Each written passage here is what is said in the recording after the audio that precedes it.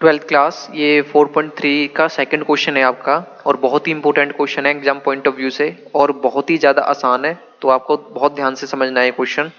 इसमें क्या है, सो दैट द पॉइंट्स, एक आपको ये पॉइंट दिया हुआ है, एक आपको ये पॉइंट दिया हुआ है और एक आपको ये पॉइंट दिया हुआ है। ठीक है, आपको 3 पॉइंट्स दिए हुए हैं ए बी एंड सी।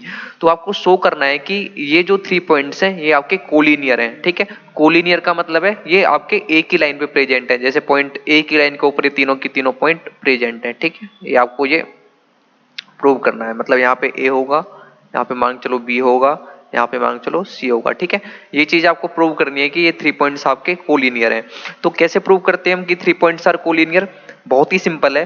आपको क्या करना है, एरिया ऑफ द ट्रायंगल निकालना है। इन 3 पॉइंट्स की हेल्प से आपको एरिया ऑफ द ट्रायंगल निकालना है। अगर आपके ये 3 पॉइंट्स कोलिनियर हुए, ठीक है, अगर आपके ये 3 पॉइंट्स कोलिनियर हुए तो आपका जो एरिया ऑफ द ट्रायंगल है वो कितना आना चाहिए, 0 आना चाहिए। ठीक है, अगर आपका एरिया ऑफ द ट्रायंगल 0 आता है तो इसका मतलब क्या है, ये आपके तीनों पॉइंट्स कैसे हैं, कोलिनियर है। तो यही कर लेते हैं आगे। तो एरिया ऑफ द ट्रायंगल क्या होता है, 1/2। ठीक है, area of the triangle equal to 1/2, determinant through. उसके बाद फर्स्ट पॉइंट क्या है हमारे पास, देखो फर्स्ट पॉइंट है a comma b plus c. ठीक है, तो मैंने a यहाँ पे लिखा और जो ये होता है ना, ये आगे वाला x1 होता है और पीछे वाला y1 होता है। ठीक है, तो x1 कितना है a, तो मैंने a लिखा। y1 कितना हमारे पास b प्लस सी, तो मैंने यहाँ पे क्या लिखा, b प्लस सी। ठीक है, अब x2 y2 means b point क्या है हमारे पास, b comma c plus a, तो यहाँ पे मैंने b लिखा और यहाँ पे क्या लिख दिया, c प्लस a। ठीक है, अब हमारे पास थर्ड पॉइंट क्या है, c comma a plus b, तो मैंने यहाँ पे लिख दिया c comma a plus b. ठीक है, c यहाँ पे और a प्लस बी यहाँ पे।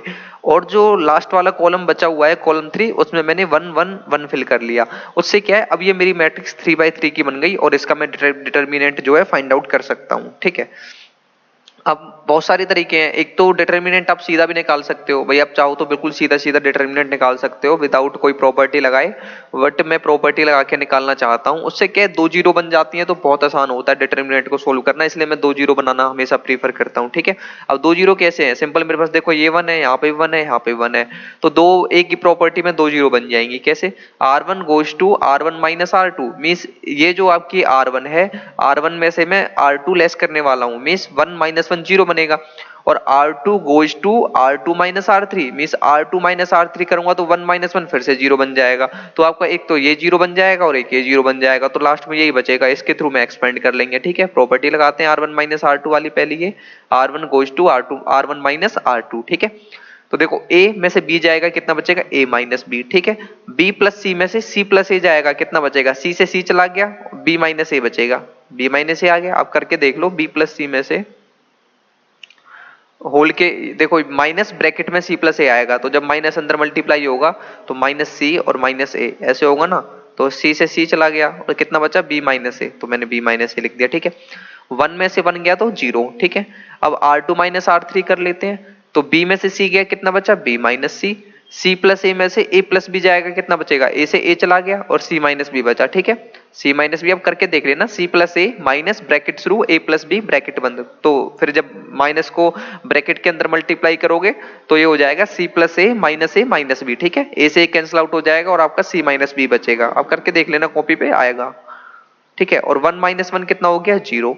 R3 में कोई चेंज नहीं है, R3 पे कोई ऑपरेशन नहीं लगाया, तो R3 हमारी एज इट इज। ठीक है, अब क्या है, हम इसको कॉलम 3 के थ्रू एक्सपेंड कर लेते हैं, इस वाले कॉलम के थ्रू।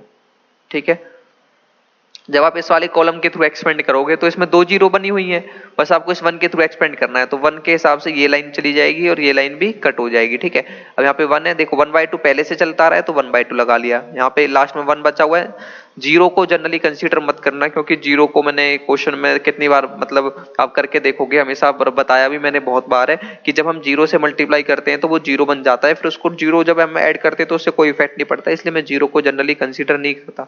सीधा सीधा ये जीरो छोड़ी, ये जीरो छोड़ी, ये जीरो भी छोड़ दी, सीधे 1 पे आ गए। यहाँ पे 1 है तो मैंने यहाँ पे 1 लगा दिया। ठीक है, अब यहाँ पे देखो सिंपली 1 है। ठीक है, अब आगे करते हैं, देखो ये इससे मल्टीप्लाई होगा पहले, a minus b c minus b से मल्टीप्लाई होगा। ठीक है, a minus b into c minus b, उसके बाद माइनस का साइन आएगा और ये इससे मल्टीप्लाई होगा, और कुछ तो बचा ही नहीं है, यही दोनों बचे हैं, तो इन्हीं में आपस में क्रॉस मल्टीप्लाई होगी। ठीक है, फिर b माइनस ए किससे मल्टीप्लाई हो रहा है, b माइनस सी से, तो b माइनस ए b माइनस सी से मल्टीप्लाई हो रहा है। अब सोल्व करने इसको, 1/2 एज इट इज, ए को पहले इस पूरे से मल्टीप्लाई करेंगे, ठीक है, इस वाले ए से इस पूरे को मल्टीप्लाई करेंगे, ठीक है। ए से करो, ए से सी को किया तो ए सी, ए से माइनस बी को किया कितना हो जाएगा माइनस ए बी, ठीक है।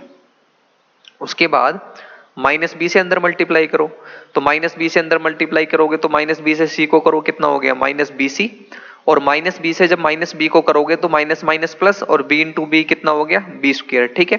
अब ये वाला जो माइनस है ये आ गया माइनस, ठीक है। अब बी माइनस ए से बी माइनस सी को मल्टीप्लाई कर लेते हैं, ठीक है।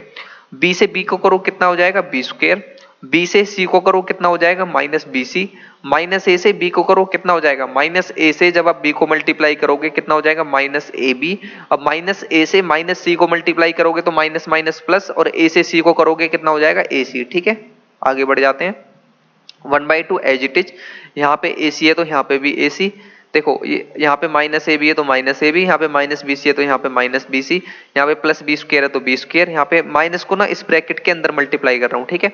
माइनस बी स्क्वायर को माइनस से मल्टीप्लाई किया तो माइनस बी स्क्वायर, माइनस को माइनस बी सी से मल्टीप्लाई किया तो माइनस और माइनस मल्टीप्लाई होके प्लस, और ये बी सी है तो बी सी आ गया। माइनस को माइनस ए बी से मल्टीप्लाई किया तो प्लस ए बी, और इस माइनस को प्लस ए सी से मल्टीप्लाई किया तो माइनस ए सी, ठीक है। अब जो हमारे डिफरेंट साइन के हैं और सेम है उनको कैंसिल आउट कर लेते हैं। देखो यहाँ पे देखो ए सी है प्लस का ए सी, ये हमारा माइनस का ए सी, ठीक है। ये हमारा माइनस का ए बी, ये हमारा प्लस का ए बी, ठीक है। ये माइनस का बी सी, ये हमारा प्लस का बी सी, ठीक है। ये प्लस का बी स्क्वायर, ये हमारा माइनस का बी स्क्वायर, हमारे सारे के सारे कैंसिल आउट हो गए। तो 1/2 इंटू कैंसिल आउट होके क्या बचता है 0, तो 1/2 इंटू 0 कितना हो गया 0, ठीक है। आप देखो एरिया ऑफ द ट्रायंगल कितना आ गया, एरिया ऑफ द ट्रायंगल कितना आ गया 0। इसका मतलब क्या है, हेंस 3 पॉइंट्स आर कोलिनियर।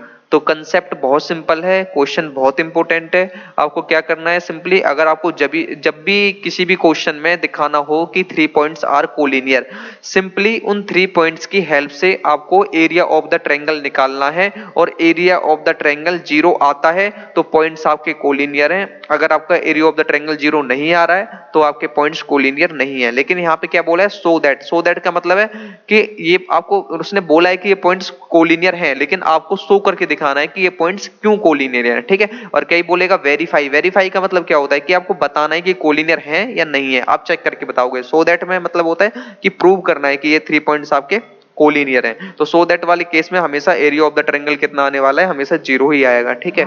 तो अगर आपको कोई भी डाउट है इस क्वेश्चन में तो आप कमेंट करके बता सकते हैं। अगर आपको वीडियो अच्छी लगे तो लाइक शेयर एंड सब्सक्राइब जरूर कर देना। Thank you.